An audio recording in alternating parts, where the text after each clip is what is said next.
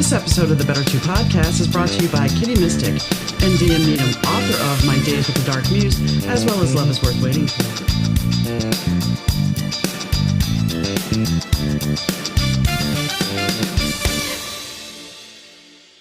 Hi gang, Donna here. Thanks for tuning in to the Better 2 podcast. Today's guest is Jennifer Peavey. She decided, like several other people we've talked to in the past, to leave her job in corporate America. It was kind of a slow transition, but she decided that she needed to take care of herself and do something that was right for her. She also wrote a book called Natural Reflectors. It has a workbook as well, and she discusses that too. Our conversation kind of goes all over the place, which if you've listened to the podcast before, you know that. But we dabble in expectations, we dabble in self-care a lot, and what we can do for ourselves to make ourselves happy and to pursue our passion. So I hope you enjoy the podcast. Hi, Jennifer. How are you doing today? I am good. And how are you? I'm good. Would you care to explain what is behind you? So actually, this was one of my first attempts. We're going to talk about my leaving corporate America, but this is string art. Okay. That one of my first things I did was say I love string art. I loved it as a child, and I chose to make 50 pieces. I'm not sure. Let's see. I've got 5 by 9, so 45. I've got another 5 upstairs. I just haven't hung up yet. But part of it was just going through what would the process be, and I was trying to be efficient about it to say, okay, how long does it take me to make these things, and just exploring it. I remember that as a kid too. I never really got to do it, but I do remember, the little nails and the board. Yeah. But we didn't really get to do it. My mom was, as much as she liked creative stuff, she didn't really want to do that. So, and it's probably the noise, the hammering. I always wanted to be a drummer, but yeah, she said no to that too. So there you go. Closest I got was pots and pans, and that was short-lived. Yeah, absolutely.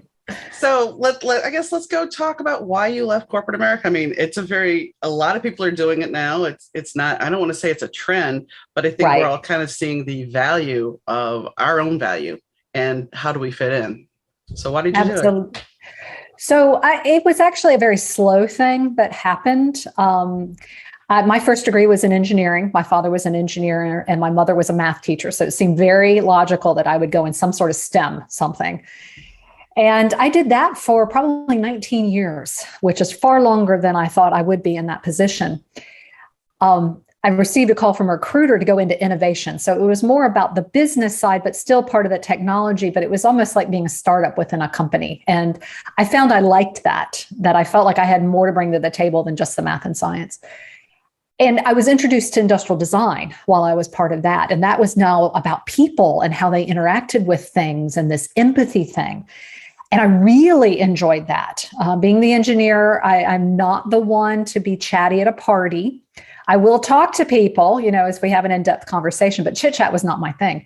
But to observe people and try to figure out why they do things and how they pick up, and I loved it. Absolutely loved it. And so from there, I got the chance to actually go back and get an industrial design degree. So there was all these things that were changing.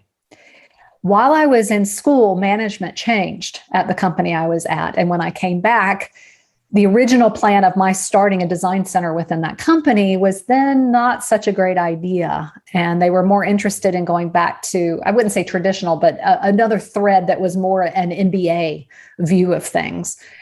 And what I had learned was not as valuable. I could have gone the way they were going, but I felt like I had gone to school and I had worked really hard to become this industrial designer, and I wanted to keep that. So I ended up taking a package. From there, what I was able to do was take my technical background and that innovation background in design and put it all together.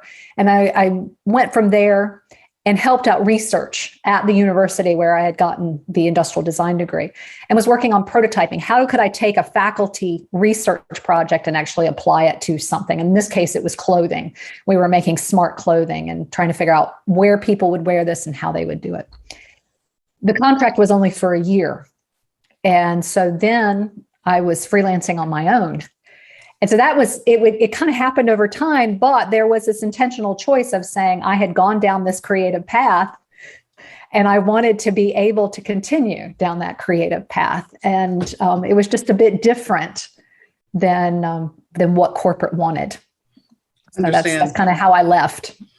And, I've noticed that some companies now they're either very, very much employee oriented or they're not. And they want to go back to the way things were done. But the thing is, we've evolved. And with the pandemic, we've learned that you can function differently.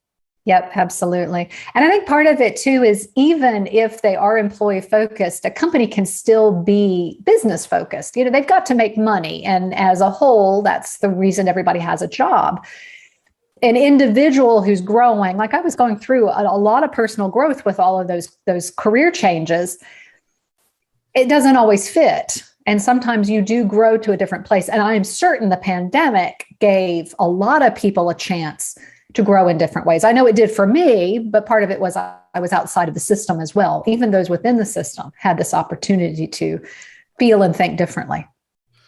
When I look back at my career in insurance, the first company that I worked as an adjuster, not in clerical, but as an adjuster, we had very much a camaraderie. It was a very strong family unit in the company. Everybody knew everybody. Everybody was personal. Yep. And then they decided that they were going to move the office 20 miles away. Yep. And that's when you start seeing the people jumping ship, because it's like, no, I'm not going to do this. And then the environment of this family fun place suddenly becomes toxic and overbearing. Yeah. And as I moved companies, I continued to see the shift. Things became more concise. It's like, okay, we're going to make everybody do this now. And you're going to do 5 different jobs instead of having everybody in a niche or niche. And all it does is make you feel like a hamster on a wheel. Yeah. Or like I like to say is that we become machines. Mm-hmm. And we often, I think even pre-pandemic, we assumed that we could be machines. Mm-hmm. And that we were just supposed to be churning this out. And quite honestly, it's not just corporate. I'm certain that in my engineering degree, I was also taught similarly, we are to produce. And I even see that with students today, that they feel very strongly that the decisions they make today are going to affect their entire lives. And they become very bogged down with the seriousness of this decision. And part of what I learned in the pandemic was you're going to change. And you're going to change multiple times. And that needs to be okay. Not only personally, but it needs to be okay with the corporations that, hey, I'm different. And maybe the corporation has changed, but you can not make it personal. We can go and just move on to whatever our next phase is. If you look at that, look at Madonna. Yes. And Miley Cyrus, they reinvent themselves constantly and we evolve. Our opinions change. Yes. And, when you think about it, we are taught at school to produce. Our parents send us to school and they reinforce you best have good grades. And I remember, I guess about 10 years ago, one of my friends, they were starting junior high and she's like, oh, we're already talking about what college she's going to. And I'm like, what?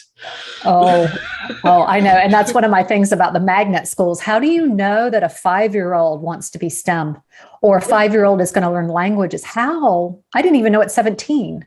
No. How? No, that's exactly. It's like when she said this, I looked at my husband. I'm like, because we didn't have kids. I'm like, can you imagine? There's no way. I remember my junior year, everybody in my senior class was buying their rings. And I'm like, I'm not getting mine. They're like, why are you not getting them? I'm like, there's no guarantee. And it's not that I wasn't going to graduate. Right. But what if something happened? You could get in a car accident and be forced to miss a year of school or months. Yep. But we're all getting our class rings. I'm like, I'll get it next year when I'm a senior. I'm not going to jump the shark. Right. So it blows my mind that you're putting this to a kid now that you're going to do this. And I remember growing up and hearing that Russia would say, okay, you're going to do this, you're going to study this. But yet, aren't we kind of doing the same thing now with our kids? If you're pushing them to exceed or excel? Right. Absolutely. And I know for me, I think that's one of the things, maybe the pandemic gave us permission, But the idea of leaving that kind of you must, like mine was, you must be employed. This idea of ever having a business on my own or supporting myself in multiple ways was nothing, that was never in my mindset ever until 2019.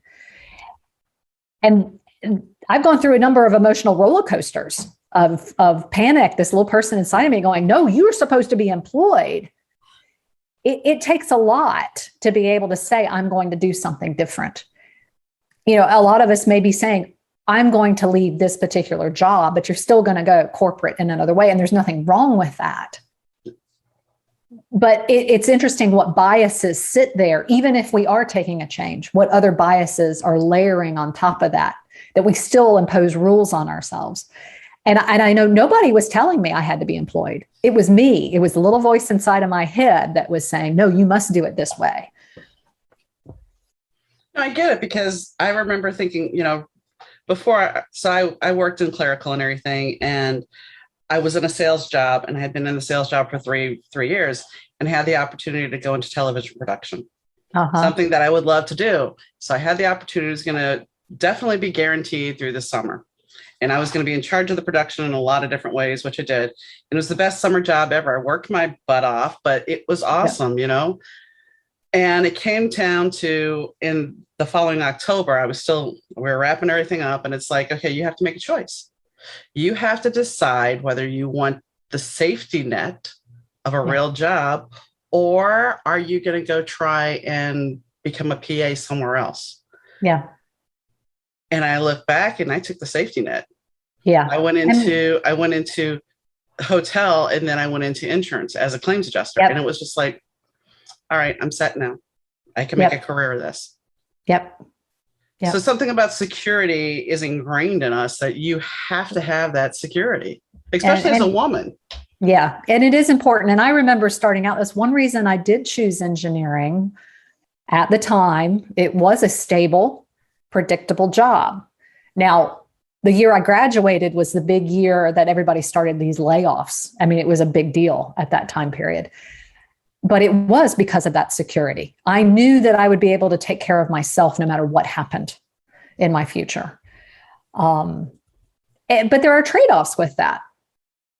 You know, you end up saying, what about my soul? And what about my heart? And what about, you know, and you hope for those other things, which I think is one reason startups are so popular. Not just the grasping for money, but I think people feel like they're able to do their own thing. They're able to create or be passionate about something.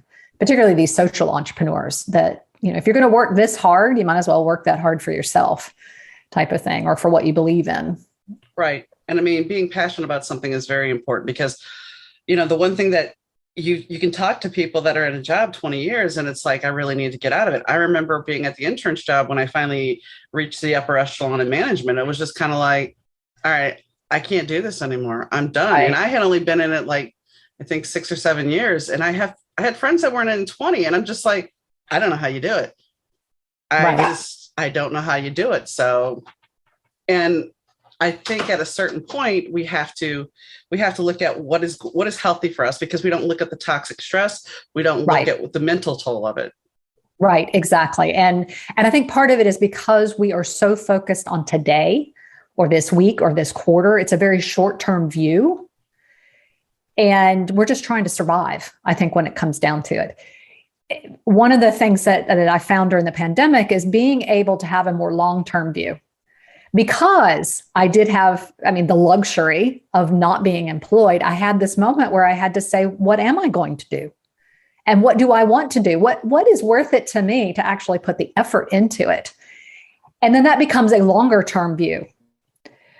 Then being able to see how all these short-term projects or all these short little details would fit into that larger whole. And I'm still trying to figure that out, but or figure out how all that goes together. But it was really about the fact of being able to look bigger and then look smaller and look bigger, and being able to cycle between the two, that I found a lot more peace. Because then I knew, even if today, like when we started this, I am a bit frazzled today, but I know it's supporting something bigger that I really want. Right. Well, and that's the thing about, we'll talk about podcasting for a second. there is so many people that do podcasts now. It's a huge market. But the fact of the matter, if you look statistically, most podcasters will start off doing maybe 5 episodes and then they're done. Right. And so you have to, when I first started, it was kind of like, I had the radio background, but it was just kind of like, I don't know. But the more I do it, the more I'm learning about myself, the more I'm helping others I know. And it's become a passion because I get to talk to different people and go through their experience. But there is that thing of, what am I doing? Yeah. What's the long-term goal here? And that's where you have to try to dissect things. And I'm sure you're in that place yourself, because how do you see that long-term goal when not everything is going smoothly, like you're frazzled today? Yeah. Well, the other thing is not only being frazzled, but it's easy to go along with what works easily. So I think that's one reason I ended up in engineering. I was good at math and science. It was easier for me to pick up than it would have been the arts or English. So I went with it. And so you could readily say, all right, I already have got the skills to do a podcast. I've got this network, you've already done it for however long. So it's a whole lot easier for me to keep going in that vein. Mm-hmm. I think the thing the long-term view then gives me is, okay, what if the podcast was a tool?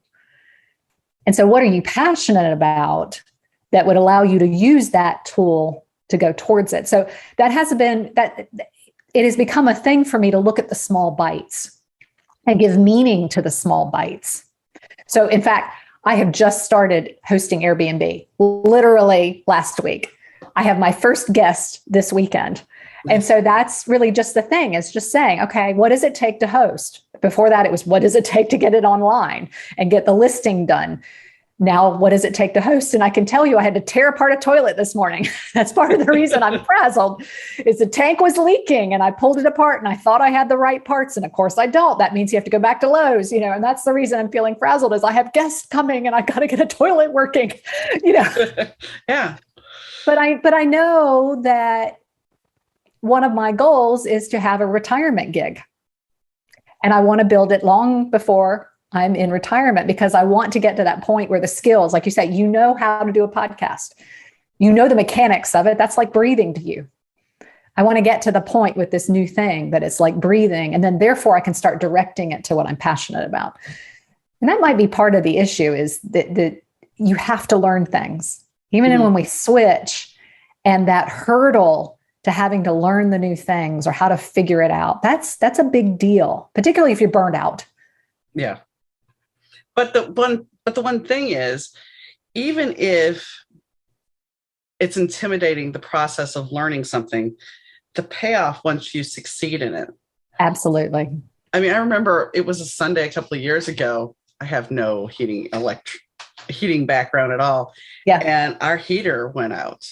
Yes. And I called the guy and he's like, well, I can't be out there for another 2.5 hours. And, I really don't want you to be. He's like, can you talk to me on the phone and take some pictures? I'm like, sure. So I took pictures and he told me what I needed to do, and I had us back up and running, and I was like, okay. And I felt like, look what I did. Of course. I had help, but still. I go to YouTube a lot. Oh, yeah. There was a 6-minute video this morning I went through 3 times. I mean, it's an incredible thing. And I like being an empowered woman. I hate to say it that way, but I remember, when my stepfather taught me how to drive, he says to me, he's like, okay, if you're going to learn to drive, you're going to learn how to fix a car. Now, the irony here is my dad owned his own garage, but he was in New Orleans. I was in Shreveport. So he taught me to change the oil, taught me to do a spark plug change. I knew how to change a tire, no problem. And when I met my first husband and we were together, he was going to do a brake job. I'm like, well, let me help you. No, that's man's work. Yeah, no. And my second husband, I'm like, I'm going to go get an air filter. Okay. He stands at the end of the aisle, watches me walk past all these guys, gets the air filter and comes back and he looks at me and goes, I love you.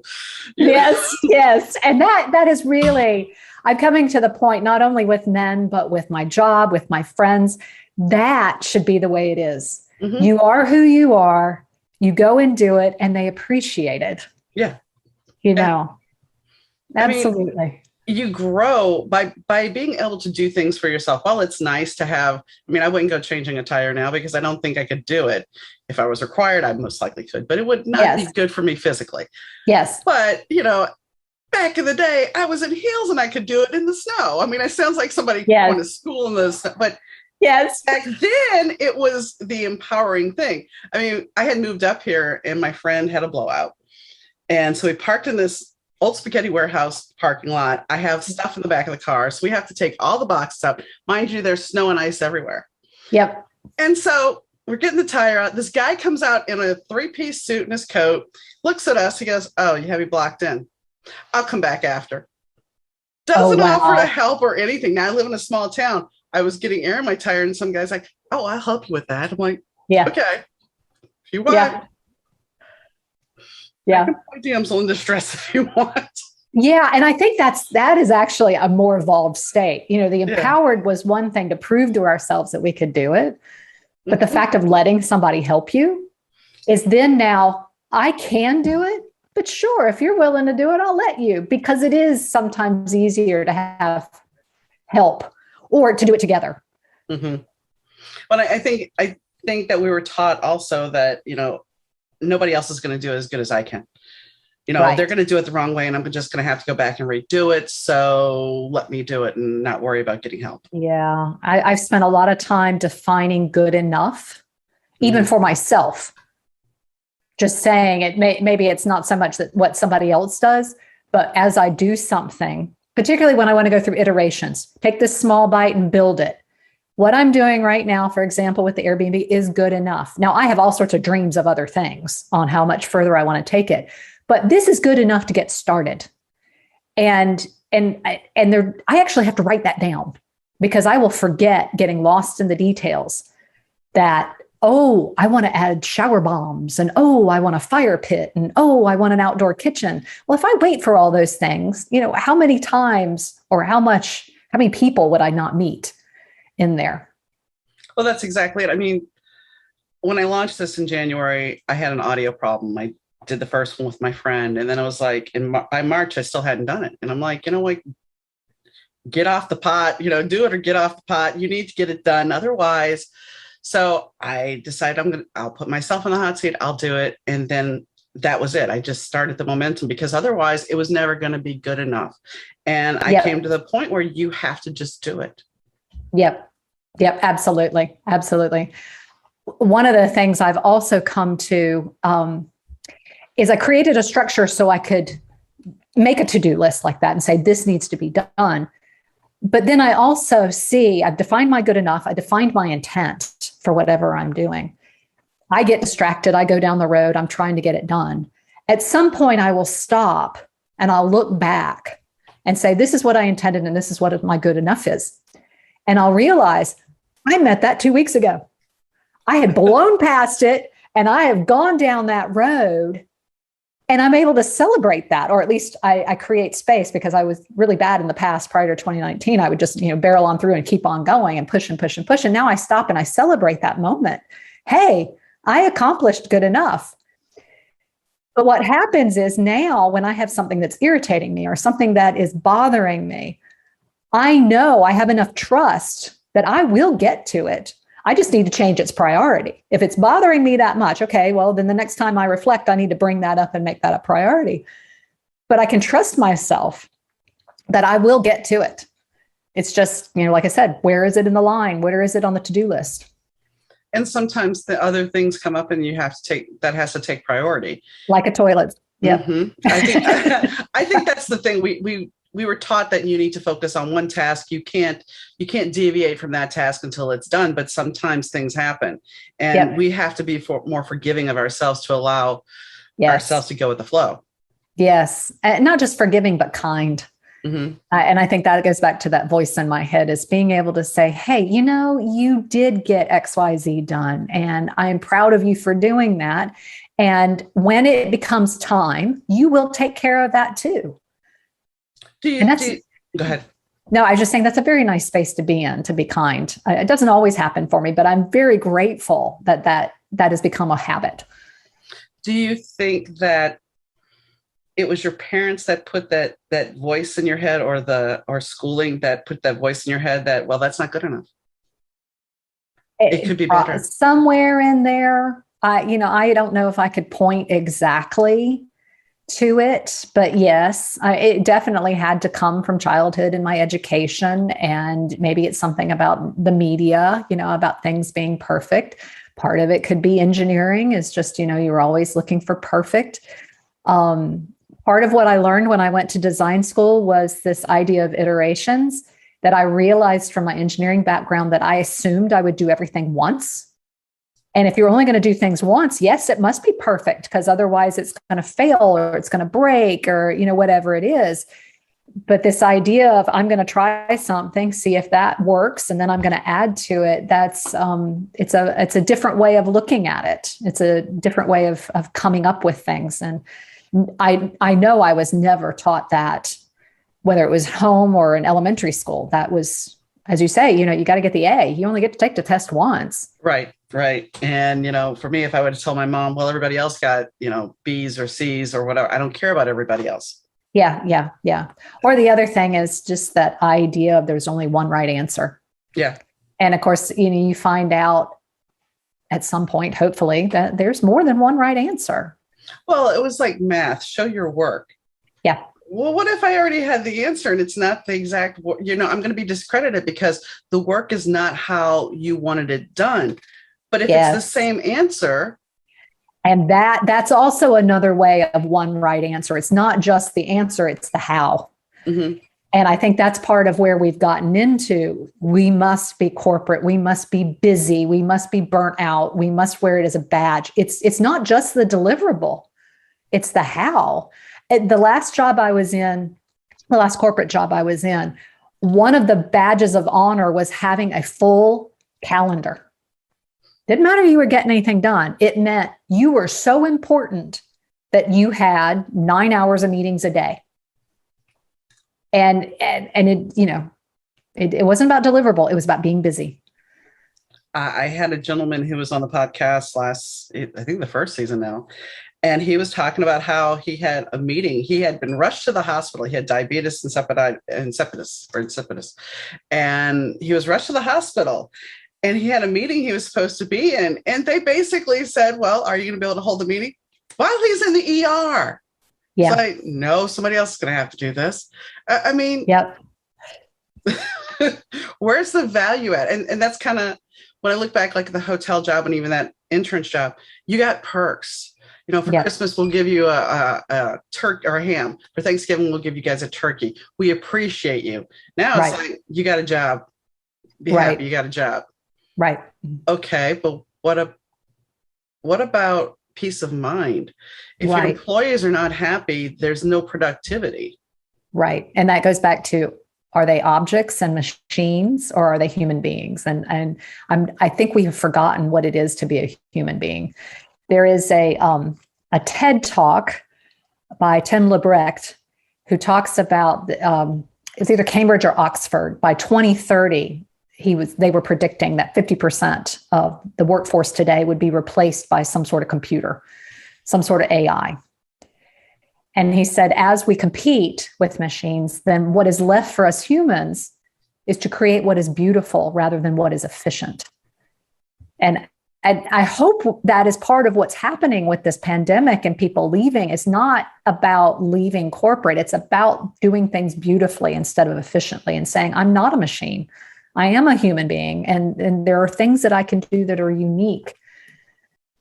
The scary thing about the AI situation is, an AI, excuse me, Chloe, the AI can, write a book. The AI can modulate a human voice. The AI can sit here and have a conversation. Yes. I mean, those are the scary things about it, because what's the truth? What's the truth? And what is the human component then? If we're turning everything, what truly will be left? If they start invading the arts, then what is truly left? And I think that comes back to what do we purchase and what do we pay attention to? If we are purchasing things that are created by AI, then that's why. Or are we purchasing things that are produced by machines and only by machines? So it could be, your furniture, which I understand. If it's made by a human, it costs 10 times more as opposed to what's made by, IKEA in a factory. But that handmade furniture is going to last a lot longer. I completely agree. And I would prefer that, but I also understand the economics of it, exactly. that we all can't either make it ourselves or buy. There's this slow food movement. There's I'm trying to think, it's part of the art movement, but now there is a slow space movement about how to create buildings and how to create interaction with spaces, and just taking that time to consider what is it that is the human element of it. And I think it's beautiful, and I fully support it. I just know the economics of it can be difficult for some people. And here's the ultimate thing though. Okay. So then you unpack this. If it's too expensive for the human to make the furniture, right, then where does the human get money to survive? I mean, we're going to have to change the whole socioeconomic way of the way we live. Yes. Yep. Or we live on less. Yeah. And I don't know how that plays out, because I don't know that there's people that are willing to live on less. And some people can't. Mm-hmm. And I understand that too. And it just comes back to a choice. I have a plan B, a plan C, a plan D. I always go back to, I do a lot of things because of a mortgage. Yeah. And if there was no mortgage, which there is an option, there is a plan where it says there is no mortgage, what would my life be like? I actually had somebody on the show who her and her husband sold everything they own, and they live in an RV now. Yeah. No, that's I can't remember if that's C or D, but yes, that's one of them. But then, you still have other costs, and then you have the constant appreciation of that vehicle. And I know with the popularity of RVs, that they were being thrown together so quickly that they were having issues. So it's one of those things where it's like, where is the balance? Yeah. I just end up thinking, and this was more a pandemic thing. It's just the fact of, if I'm sitting here looking at these walls and all my friends are over Zoom, why am I here? That's where the question comes up, is I could be sitting at the Grand Canyon, Mm-hmm. Yeah. Yeah. I mean, she said that she's been able to have her job. She has her own business, and they're able to do things still. And they travel the country. They've been to Canada. So it's interesting to see how people are making changes that the white picket fence doesn't need to apply anymore. Right. Those norms are being broken. So what is Natural Reflectors? So part of what I did during the pandemic was create a structure for myself. And out of that came a workbook. I had found over time that I was getting a sense of peace and joy, that looking at the big view and then coming into the details, and that cycling back and forth. And I started sharing it with some friends, thinking, this might be a revenue stream, or it might help other people. Let's just see. I had one friend that was going through a course with Georgetown, with the Creator Institute. And I got a conversation with them about the workbook. And they said, well, really, it's better off to start with a book, and then you create the workbook. Then people know why they need the workbook. So Natural Reflectors was the product out of that. Originally, it started off as talking about my story. And as we got through it, because again, iterations, we would put together a bunch of stories and see what stuck. The publisher came back and said, it might be better to broaden this more about developing processes, as opposed to, and I'm just a case study in it rather than the case study in it. So the book itself is about promoting this idea of developing your own personal process that includes moments of reflection and moments of action. And a twist on that, the reason it's Natural Reflectors, is I was looking at nature on how to combine those two together. So I would look at the seasons. And so in the Northern Hemisphere, of course, we're starting to get colder. So things are getting darker. And then you expect the winter to be very dark. So that would be more of a time of dreaming. And then in the spring, as things are starting to leaf out, that might be a time when I'd start new things. And in the summer, it would be at the height of all sorts of action. And then in the fall, we start harvesting of that action again. That's an example. But in the book, I go through other examples and a way of being able to find that for yourself. The seasons resonated with me, but it might be different for someone else. my hope is that people would be able to see that there is a different way of thinking than this idea of pushing all the time, that you can create time for yourself, that you could actually enjoy what you're doing as opposed to being a machine, and may even find the ability to do things better. I have this wicked thought that maybe I would actually be more efficient when I'm in this feeling of flow, and I have greater impact than if I was working 80 hours a week as a machine based upon what somebody else said the how. That if I streamline this for the best way that I work, I actually could get more done and a better quality of whatever I was doing. If nothing else, I'll enjoy it a whole lot more, which definitely means that it would be of higher quality. Well, and that's the thing. If you're not enjoying your job, which I mean, I know jobs are necessities, so don't come at me because of that. But if you're enjoying what you're doing, then it fulfills you. And then it's not so soul sucking. If something is constantly soul sucking, I mean, you hear stories about either the man or the woman that's not only in a bad job, they're in a bad marriage and everything is just miserable. And that's taking years off your life. Yeah, absolutely. It's causing you anxiety. It's causing you stress. And all those things are toxic for your body and your spirit and your soul. Absolutely. Yeah. One little indicator. So I did actually have a physical recently, and my cholesterol is the best it has ever been. I mean, it is ridiculous. I didn't know your cholesterol could be that good. And I know part of that is stress. Mm-hmm. You know, the fact that I know I'm sleeping better. I actually have every morning I start with a devotional time. And part of that time is I check in with myself and say, what's my energy level? And I assign a number to it. And I can show you those numbers over the last 2 or 3 years on how they have changed. And part of it is just that feeling of, I know what I'm doing. I know I'm doing what I want to do. One of the things for me, though, is I needed or wanted a portfolio. So I have multiple income sources. Part of that is because sometimes you just need to make money. You know, you got to pay the bills. Yeah.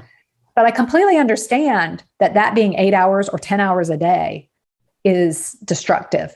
But when I'm able to keep it to 2 to 4 hours a day, it doesn't destroy my soul. It's like, okay, this is what I have to do. And it's okay. It's kind of like doing the laundry. It's like the fact that I need to clean or I need to bathe, you know, those types of things. But it becomes part of life as opposed to the center of my life. And that's kind of what I like about the other things then are the more passionate. And I kind of take that. I don't know how much of that is the gig economy from the millennials, or if it's the retirees, you know, the boomers that are having their own thing going on anyway. You know, they're retiring, but they're still doing something. Yeah. I mean, there seems to be a lot of that. Yeah. For me, you know, when I left the job, I had a hard time and this goes back to when you know your job is toxic. I had a hard time figuring out who I was. Even though I was married and everything, I identified so wholeheartedly with being a claims supervisor that I had to unpack it. And it's very much the person who retires from a company. You have your identity attached so much that what do I have? My husband's father, when he left his job, he had a purpose. He took care of his wife and he did things around the house. He was active. But most people that left the company, retired from the company, ended up dying within 5 years. Yes, I've seen that a number of times. I've known people who said they weren't going to retire. And my response back to them would be, you need a life, you know, there needs to be something that you're going to go to within that, because you just can't. Well, my dad's going through this kind of now because he was a mechanic. He was still working until the day he had a heart attack and a stroke. He had the stroke, he had the heart attack. Fortunately, neither harmed him where he was impaired. However, he lost his hearing. Right. So, and it's from something else, but he's got tinnitus. He can't hear. So he can't do what he used to do. He was a mechanic. He was a fireman. I mean, in New Orleans, he was a fireman that you could go somewhere and people knew him. Yeah. And I was always amazed by that. And now he's like, I can't talk to anybody because the ringing in my ears is so bad. I can't focus. So now he's left to this little world of, I can get online and look, but I have no life. Yeah. Yeah. And I feel for him. I empathize because I mean, it is a hard thing. And I understand the hearing it's a big deal. Yeah, it is. Absolutely. Absolutely. But, and I have said this in the before in the podcast sometimes, and I mean, in the past, we haven't had a great relationship because he never listened to anybody. But I've discovered recently now via text, we're actually rebuilding a relationship. Even though he can't talk, he's thrilled to be able to sit here and text. Right. And you have a chance to say something. Exactly. Yeah. So in a way, it's been a blessing. But you know, people need to realize that their job is not their identity. And I think that goes with even people that are celebrities. Yeah. They're still a person. Yeah. And I think that goes back to that short-term versus long-term view. Yeah. On whether you're looking just at today or looking beyond today to be able to see what needs to happen. You know, the whole statement of YOLO, mm-hmm. while it's good and it's you only live once, that's fantastic and everything, but it's a very short-term thing. Yeah, it is. It is. And how do you know, I've talked to people before, and my husband was guilty of this. You know, I'm not going to live till I'm to be 30. Okay, well, you made it to 50, 54. So right. There's a, so I am 52, and there is a cosmetic line, so to speak, by Cindy Joseph that talks about pro-age. And so it's for those over 50. And there was an email recently, one of their newsletters, that literally said, if you live another 50 years, you know, what does that make you think? You know, it's one thing for us to think, oh, I'll only live another 20 years.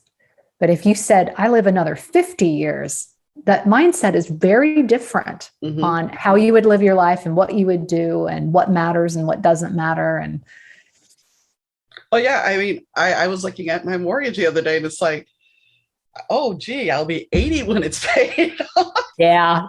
I'm like, how does that happen? But it does. Well, and it's just the fact that we turn them over so quickly. You know, the mortgage companies are like, it'll be all right. I'll still make money off of you. It's like, 80. But I mean, you can think back to when you were 20. It's kind of like a you know, time is not linear thing, because you can think back to that moment when you were 20, you were like, mortgage, who needs a mortgage? Right. Life. And that's like, well, I have a house, I have a mortgage, and I gotta make sure this is taken care of. So it's amusing how, you know, as you were saying earlier, it goes back to that, how we evolve and change all the time. And the choices that we make, like the mortgage or the car payment, that causes us to make choices in our career to fund it. Mm-hmm. Well, and I mean, it's funny because thinking back to when you're younger and you hear your parents talking about, well, I only used to pay this much for this loaf of bread or this gas or whatever. But now you go look at a new car, it's like, wait a second, that's half a mortgage payment. When did that happen? Yes. Yes. Why am I going to pay for a car that is half my mortgage when I'm not going to live in it? I'm not even in it that often. Well, or 2020 where it sat in the driveway. Yeah. You paid for it to sit or in the garage or whatever it is. Yeah. I actually did that in March. I gave up my car. I was like, I don't know why I'm spending that money. Yeah. Unfortunately, I live in downtown, so I have other options, and I have a high walkability, and there's free public transportation right now. So it's a very different lifestyle. Even just 5 miles from where I'm living, I wouldn't be able to do this. So it's unique. When I lived in New Orleans, we used to take the bus a lot, and we had, you know, we would go to, my grandmother and I would go to the grocery store, and on the way back, we splurged and had a taxi. Yeah. Yep. But, you know, here I live in a small town now, so there's no way I could be without a car. No, I completely understand that. And that I do think about that. You know, even though I have this mortgage, I'm allowed to live where I am, which means, you know, it's all about a bunch of trade-offs. Mm-hmm. And you have to take the moment to think about those trade-offs if you're going to make a change. Right.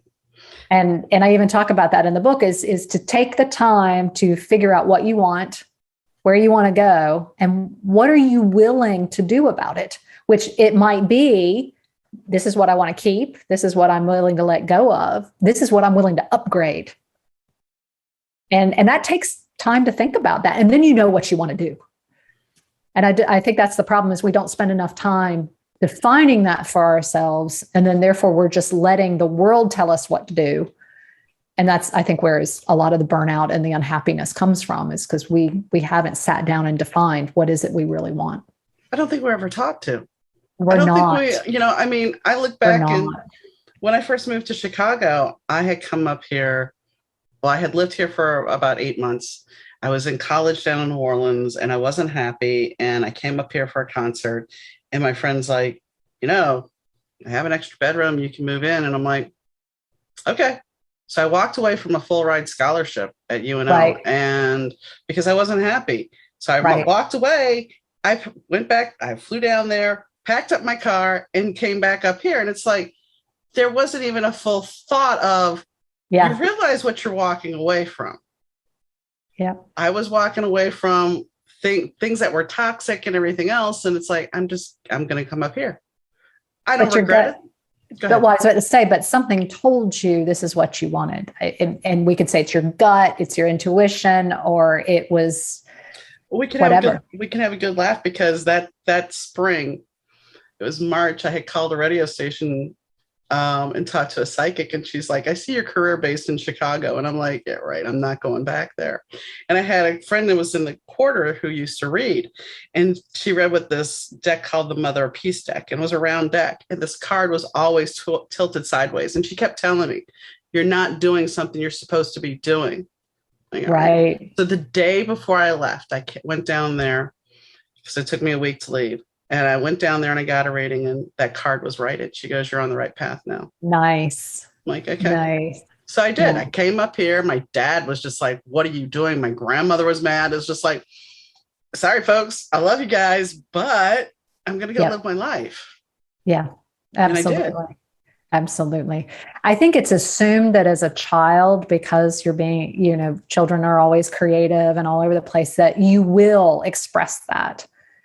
But I'm not sure it's ever encouraged or ever said, particularly I've always heard third grade. Third grade is when you need to learn how to sit in a chair and write and do your homework and all of that. And that's where a lot of creativity is squashed. And it's just assumed that you will figure it out. And for those of us who want to abide, or were taught to abide by the system, it's kind of difficult to ever think, what do I really want to do?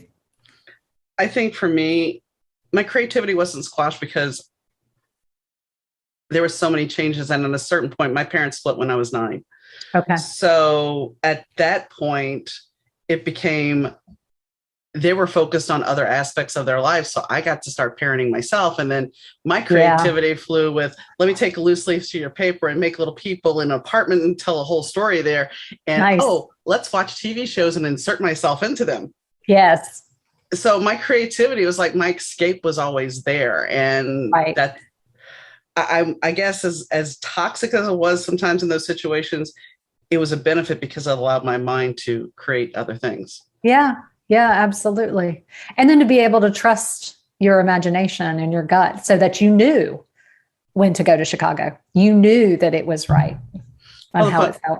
The funny thing is, I talked to somebody recently about this, is because my intuition has always been pretty key. And when my parents, before they split, I guess it was the summer before they split. Yeah. We're all supposed to go to Disney World. And I'm like, I don't want to go. They're like, what? I was like, you guys need time. Now, my parents weren't fighting in front of me, so I had no idea that they were having problems. Right. And I'm like, you guys need to spend some time alone. What? Yeah, you guys need to go by yourself. So they did. But why would an 8-year-old of any magnitude say, hey, I'm not going to go? Yeah. I wish I would have went now, but I'm sure. I'm sure. But that is something for an 8-year-old to at least sense. So I mean, I try to trust my intuition, and I read cards and stuff, and I try to listen to myself. But there's times when, that's the thing about intuition. As much as you trust yourself, your brain can talk you out of things. Yes, your brain does. And that was part of my exploration. this idea of listening to your gut. And that is where the quality of your decisions. Your brain can logic anything to death. But there's one study from Stanford, from Bill Burnett at the Design Your Life lab at Stanford. And he talks about the fact of if you have more than 5 things to choose from, it's too many and you won't be able to choose it. And he talked about something at a grocery store where you go and you taste jam. And if there were 20 jams, more people came, but less people bought. But when there were only 5, fewer people came, but more people bought. And it wasn't percentage. It was literally more sales because people could navigate it. And that is part of the problem with students today is they have way too many options. Go to college or not go to college, or go to college and how many different majors that you have there.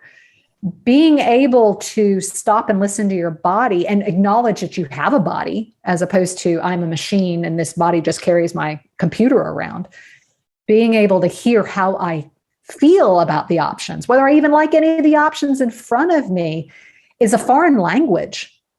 And it's something that, just like any other foreign language, we have to spend time cultivating it and learning it because, as you say, your brain will logic just the crap out of it. Well, as an engineer, it's great to hear you talk about intuition, listening to your gut, because you have that whole engineering thing. It's like the reason I loved my insurance job was the research. When I got to investigate an accident or fraud, that was like my brain was all keyed up. However, I am very much creative. I am a creative thinker and I will think outside the box. But there are times when that logic mind will kick in and go, what if you fall flat on your face? Well, or the other thing is, can we, like reflection and action, can we allow those two to work together? So I always like to say, okay, while I'm reflecting, how am I feeling about these options? Which one feels the best? And then I let my logic take over on how to make it reality. Smart. And I'm just directing that logic as opposed to fighting it. I'm just saying, can you give me 5 minutes here? And enough of those logical times of progress, my logic says, yeah, I'll give you 5 or 10 minutes because that was better last time. I agree to let you filter everything out and make a choice. There's a word I have to ask you about. Okay. Failure. Yeah. What is, I think, the question I've been posed to a lot when I've done interviews is what does success look like to you? And what does failure look like to you? And it's like, we really need to, I think, I don't want to say take the 2 words out of our vocabulary, but they have such marks there that, and it's all outside factors that make you feel like a failure or feel like a success. Yep. So how do we step out of that, dare I say, nutshell and be our authentic self with that and not get caught up in the failure or the success? I completely agree. It is a tornado that you can get yourself involved with and just spinning with whether you're a success or a failure. And I almost liken it to depression or anxiety or anger. And, I think it's tied to mental health. So like you say, is there a way to either get rid of it or think about it differently? The nice thing about the pandemic is I was able to pull myself out of that situation. I wouldn't say it was like a light switch. It took probably 6 or 9 months to get to the point of feeling differently. I think my definition of success was I want to be happy. I want to be at peace. I know that there is stress in this world, but I don't want to cause 90% of it. There's enough that happens that causes stress. Why am I causing another additional amount of pressure and stress? So I consider that to be successful is to be able to feel confident about the day. And it wasn't that I wasn't confident. It was just that tornado gets you spinning to the point that you can't figure out what to do. That is a luxury that I got to pull myself away from it and start all over with it. I do think it goes back to self-care, being able to determine and decide for yourself that you are important enough to care about. And it's kind of independent of success or failure. It's and one of the little secrets that have come out there is nobody cares. You can be very depressed about the fact that nobody cares because I'm here alone and isolated and all this, but then again, nobody cares. So therefore, I get to decide how I feel. If I did something stupid yesterday, or the fact that I knew this toilet wasn't really right, but now all of a sudden, because of Airbnb, I got to deal with it now. I could think about that as a failure. What I am thinking about, though, is I'm dealing with it beforehand. Yeah. 10 years ago, I probably said, it's fine. And then something would have happened while they were here. I am saying that is successful. I am taking responsibility, or I'm being proactive. I also take it as a sign as my headspace is in a good space, that I'm willing to take it on. Yeah. And that I'm not completely panicking. So I think it's the details that help me determine, and it's the journey. It's not the outcome. That was one of the things while I was writing the book. I never intended to write a book. I was never aspiring to be an author. And if you take the engineer in me, most people think engineers don't know how to write. I had a number of performance reviews that said I was a bad writer. So I'm on this journey writing this book. Tried a bunch of things and it took me a whole week to write my first story. But once I got that, it was easier for me to write from there. And then when we got to the first chapter, it was cobbling a bunch of stories together. Well, the first one, she said, I like the content. My editor said, I like the content, but I think it needs to be split up and put it somewhere else. We need to start over and get your first chapter together. That was a big deal to be able to do that. Then we got to the point of the first manuscript, which is 25 to 40,000 words. Got that done. And she came back and said, well, there's this one chapter that's a little meaty. I'd like you to split it into 3. Well, I'd already checked it off my list, which I'm really big about. Once it's off my list, I'm done with it. Mm-hmm. And the fact of having to bring it back on my list to split that chapter into 3, I didn't have to do it because it was about to point to go from this phase of editing to the next phase of editing. But I had 2 weeks. I said, okay, I'm just going to go ahead and do it. I growled the entire time. I was so angry because I had put this thing back on my list. And I stopped and I said, you're not enjoying this. Why are you not enjoying this?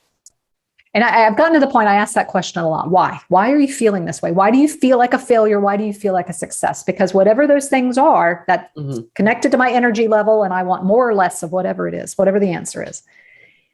And I realized that my definition of a book was something that was printed in a hardbound cover at Barnes & Noble. And so even though I had finished that first manuscript and that editor said, Jennifer, you've written a book, and only 2% of the people out there actually finish writing. Right. And so she was saying, even at this point, and that's not about published, that's just writing the manuscript. She congratulated me. It did not absorb because it was not printed hardbound and in Barnes & Noble. And when I realized that, I said, it was a huge milestone to write that story. It was a big deal. And it was a big deal to get that chapter and a big deal to do the manuscript. And it's still a big deal now that I'm published. But I never would have been published if I hadn't hit those other ones. Right. And so I feel like that one of my lessons was to intentionally celebrate all those little moments and say, that is a success, if you want to call it whatever, or that's a good thing. Here's a good thing. Here's a good thing. Here's a good thing. And then therefore I can have this more valuable thing later that in the past I might have said, that is the definition of success. Right. And, we call it in corporate, we always say milestones and all that stuff, but we never stop and celebrate what it took to get to it. And I think that's that human element we talked about earlier, that we need to acknowledge the effort that it took along the way. Yeah. Because it is all a journey. When you talked about the growling, I remember when my oldest stepdaughter was in 3rd grade, and she transferred schools in the middle of the year, and her teacher made her write a story. Yeah. And she had never written a story before, and she sat there and she cried for like an hour and a half. And I'm like, Michelle, we can do this. You can do this. It's no problem. You can do this. And she cried and cried and cried. And finally she's like, I'm like, just try it. And she did it. And then she looks at me and she goes, I guess I could have done it. If I wouldn't have cried, it would have been okay. I would have had it done sooner. I'm like, You could but she have. had to find that out, because there's times when we just don't want to do things because it's like, yeah, I'm done. But when we go back and revisit it, it's actually turns out better sometimes. Right. Or like we just didn't believe we could do it. I mean, or we were scared of doing it, or we had expectations. I think that's why it took me, my first story, I was looking for perfection. Well, and I've had people talk about perfection on the podcast and talking about managing your expectations. And I think those are all things that we don't necessarily, we're never taught these things. We're always taught these fundamentals in school about math and reading and English, and they're all important. And I'm not saying they're not, but we're not taught life skills. No, we're not. And we're still worried about creating who we're going to be in the future. But part of those things in the future that would help kids would be those life skills. Yeah. Dell just in the last couple of years did a whole study on Gen Z and surveyed about 12,000 Gen Z talking about how they felt about the future. And of course, they are digitally amazing because they've grown up with it all and it's no big deal. But they are terrified of the soft skills. Well, and particularly those that are in college right now, the university I work with, they're talking about we really have 2 freshman classes because the sophomores didn't have a freshman class. Right. They don't know anything about the university. They don't know how to get through everything. It was just like what they did in high school the year before, if they were, in lockdown. So it's difficult if you don't or aren't able to practice the face-to-face stuff. Well, and I mean, here's the whole thing about that. Technology is great, but if something were to happen, except now most of us don't know our phone numbers and we wouldn't be able to use our phones anyway. I would be able to call. But we still could function somewhat. Yeah. The younger generations that don't know anything, how are they going to function? Yeah. I mean, that's something that I know how to drive a manual transmission. A lot of people don't. Now it's like, stick, what? I got paddle shifters. I don't need a stick. I got paddle. No, it's not the same thing. No. So no. I think when we look, as technology increases, and I think it's great. I love technology and it makes my job as a writer a lot easier to be able to research. But I also think it harms us in a way because it's like taking away some of that critical thinking. I mean, I'm 54. So, you went to school. If you walked into grammar school with a calculator. Yes. That's being picked up from the teacher and shoved into a desk. And because my parents got me a Disney World calculator. So I bring it into the show and tell, and my teacher's like, that's going to my desk until the end of the day. You can pull it out for show and tell, and that's it. Yep. And all it could do was add, subtract, multiply, divide. Mm-hmm. That was all it could do. Yep. But nope, you can't have it. And you heard this from your teachers. You will never have a calculator in school and you'll never use a calculator. My freshman year in college, we actually had, and here we carry it with us. My freshman year in college, we actually had a test in freshman engineering to make sure, because we all had different calculators, to make sure that we all knew how to use our calculators because they didn't want that to be the barrier in our test. Wow. I mean, we had a class where we went through and said, okay, here's a bunch of math assignments. Make sure you know how to use your calculator. How things have changed. I know. But like you say, I've gotten to the point I'm like, I don't even bother trying to do it in my head. No. Because I'm like this oracle will always be with me. And I do look to Gen Z for how they're going to marry analog with digital. The millennials are really good with digital and us at Gen X, we're really good with analog, but Gen Z is going to figure that out, which is going to make our retirement really good. One can hope. Yes. When we're 80 and we need a wearable, we're going to have wearables that mean things. Yes, that would be good. That would be very good. Well, is there, it's been a fascinating conversation. I've enjoyed talking to you. Is there anything you want to add that we didn't cover? No, but I've enjoyed this as well. This has been a lot of fun, meandering and just seeing where things go. Been absolutely fun. Thank you. And I'm going to say for you guys that are listening, if you really want to see the artwork, go to the YouTube channel. The video will be up and you can see the artwork, the string art that I was talking about. So very good. Take care. When I discovered Buzzsprout, I was about 30 or 40 episodes already in, and I thought, I really think they have a lot of opportunities here and a lot of options for me to explore, but it's going to be a lot of work to move the podcast. Wrong. It was so simple. It was a click of the button and everything transferred over seamlessly. And bonus, I got a website out of it, a website that has all my social media links for the podcast, and everything in there is central in one place.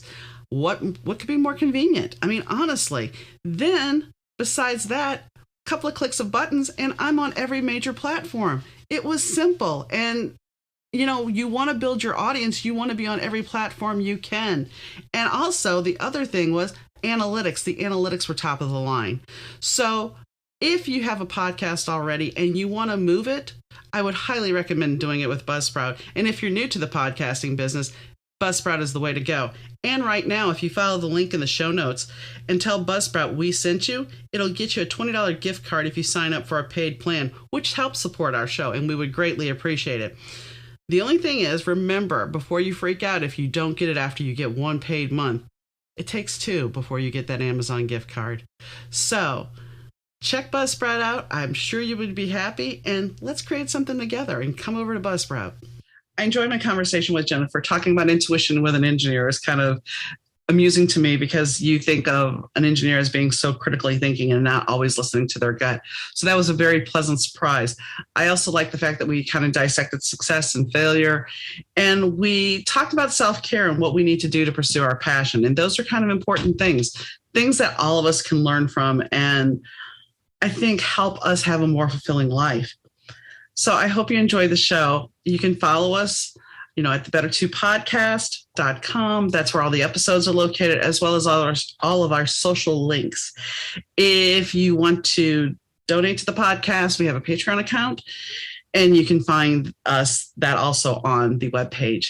If you would like to be a guest or have a question regarding the podcast and you want to reach out to one of the guests and you can't find some information, just email me at Dauna@the better2podcast.com.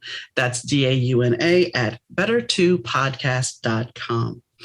As always, I appreciate your support and I thank you for tuning in, and I'll catch you next time, guys. Bye.